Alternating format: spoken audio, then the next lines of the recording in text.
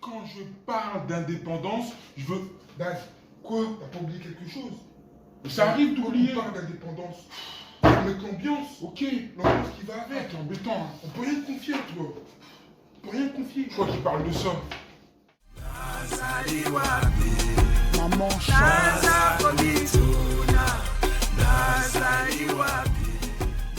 Finalement, si c'est pour parler de l'indépendance, autant se mettre dans l'ambiance. Et là, j'ai sorti la bonne vieille cassette. Vous vous souvenez?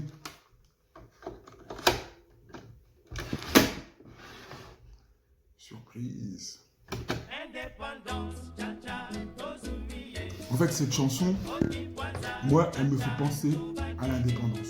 C'est vrai que c'est une chanson qui vient du Congo, Kinshasa.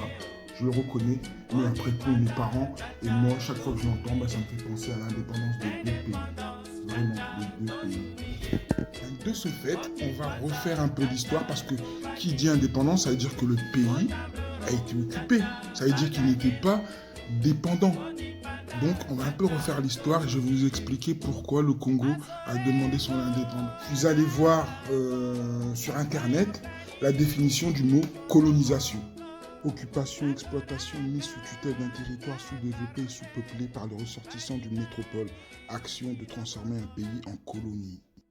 En 1882, le Congo devient une colonie française. D'ailleurs, il est même pour les distinguer avec l'autre Congo, on l'appelle même le Congo français. Et à partir de 1903, on l'appellera aussi le Moyen Congo. Donc le pays est colonisé, exploité, donc le Congolais dans des conditions très difficiles. Donc ça explique que le nationalisme se soit développé très vite au Congo. Et d'ailleurs, on appellera ce mouvement-là un peu le matsouisme. Quand je dis matsouisme, je veux parler de André Matsuwa. Je parlerai de lui certainement dans une vidéo quand j'en aurai le temps et quand je sentirai le besoin de le faire.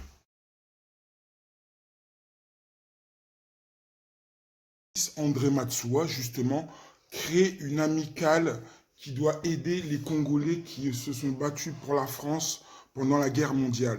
Sauf que cette association va vite se transformer en mouvement de protestation, de colère, et un vent nouveau va souffler qui va les mener vers l'indépendance.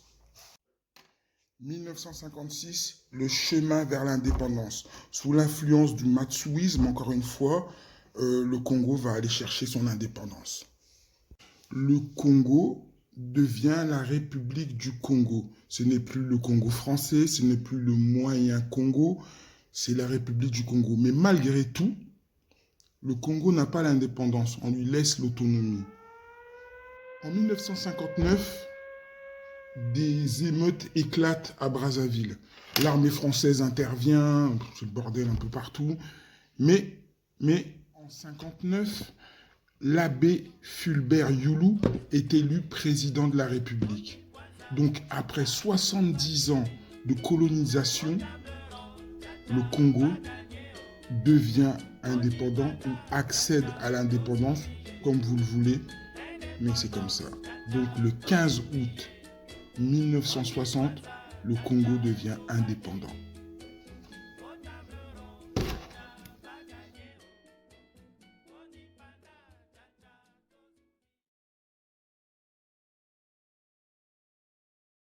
C'est parti pour le proverbe congolais. Ici-bas, on a tous besoin de repères. Ni sapi ya loboko, ni kokanakate. Les doigts de la main ne sont pas pareils. Autrement dit, les hommes ne sont pas tous égaux. Voilà, c'était un petit proverbe en fonction de ma vidéo d'aujourd'hui. Ma vidéo touche à sa fin. Donc comme on dit, l'appétit vient en mangeant, effectivement. Moi, plus je fais des vidéos, plus ça me donne envie d'en faire. Donc forcément, je vais en faire une autre et j'ai hâte d'en faire. Mais pour l'instant, on va se terminer avec un petit indépendance. Ciao, ciao.